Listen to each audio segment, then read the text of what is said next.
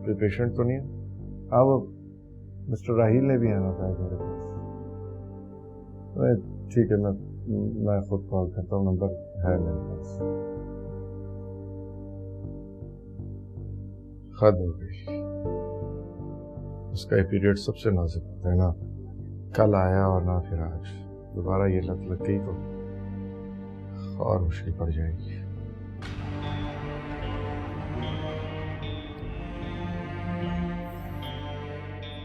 बैठो ना प्लीज।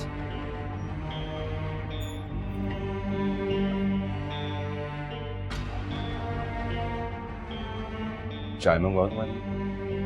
नहीं, मैं बस तुमसे ये कहने आई हूँ कि प्लीज इस शहर से चले जाओ।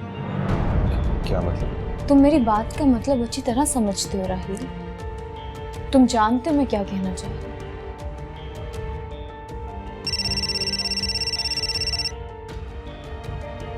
मैं घर से लेट हो रही हूँ।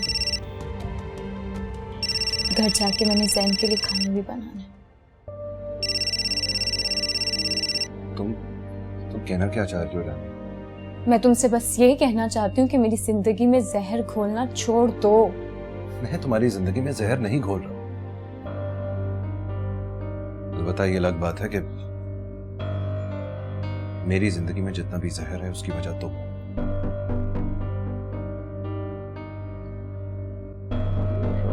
तो फोन ही नहीं उठा रहा।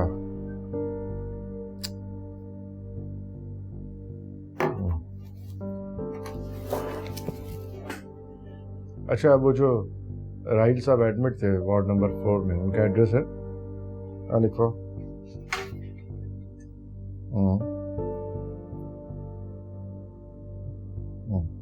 ठीक है। मैं जानती हूँ ये सब कुछ तुम्हारे लिए बहुत मुश्किल है, लेकिन अब बेहतर ये होगा कि तुम इस बात को यहीं पे खत्म कर दो। हकीकत को तस्लीम कर लो। अपना इतना सा तो भरम रहने दो। अब मजीद मेरी नजरों में मत गिरो। इधर देखो मेरी तरफ,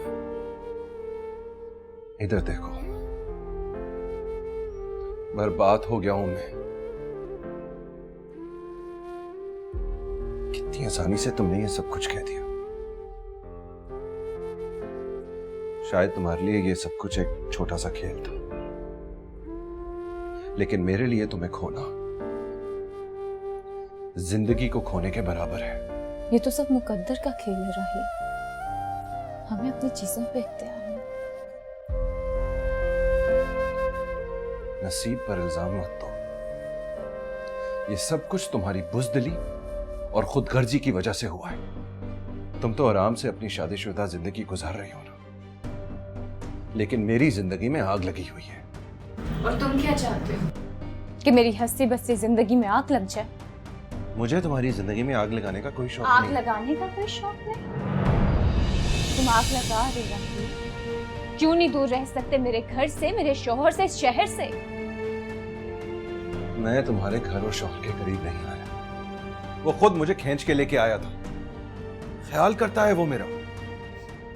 उसे ख्याल है तुम्हारा, और तुम्हें किसका ख्याल है? क्या सिला दे रहे हो तुम उसे?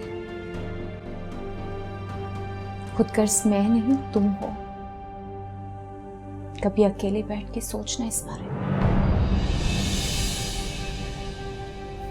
रानिया, रानिया, रानिया। हाथ मत लगाओ मुझे। बीवी हूं मैं किसी की।